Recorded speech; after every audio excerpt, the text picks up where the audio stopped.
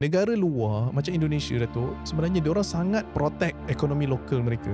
TikTok nak masuk ke Indonesia, Indonesia mensyaratkan TikTok kena beli sedikit share Tokopedia. Maknanya mereka kena bergabung antara TikTok dengan Tokopedia untuk di sana. Indonesia dah buat e-commerce law sejak 2019. Malaysia 2026 baru nak dibentangkan di Parlimen. Datuk rasa bila yang kita boleh menikmati akta tu? Trade agreement yang berlaku di antara Malaysia dengan China ni, kita tengok macam lebih memudahkan China masuk ke Malaysia berbanding dengan Malaysia nak ke China. Kenapa China masuk ke Malaysia, mereka tak perlu bayar tax dekat Malaysia sebab mereka ada double tax agreement. Mereka hanya bayar tax di China saja. Penjaja-penjaja ni yang warga asing ni pun kita dah merisaukan kita. Banyaknya kita pun dah mula bising. Apa yang sedang berlaku di dalam dunia digital ni lebih besar, 10 kali ganda lagi besar daripada apa yang berlaku dekat penjaja-penjaja tepi jalan ni.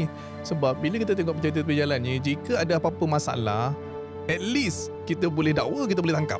Apa yang berlaku dalam dunia digital, seperti yang berlaku dengan Prof Maya dengan yang pengguna yang meninggal tadi tu, kita tak boleh nak dakwa siapa. Sampai hari ni tak ada pendakwaan berlaku pun. Tak ada pendaftaran, tak ada buka akaun bank. At least kalau ada buka akaun bank pun, Datuk, kita boleh freeze akaun dia. Dia pun takutlah nak buat benda tak elok. So kalau kita tak kontrol daripada sekarang, kalau kita tak perjuangkan perkara ni sekarang, saya rasa benda ni akan merebak dan akan menjadi lebih berbahaya di masa akan datang.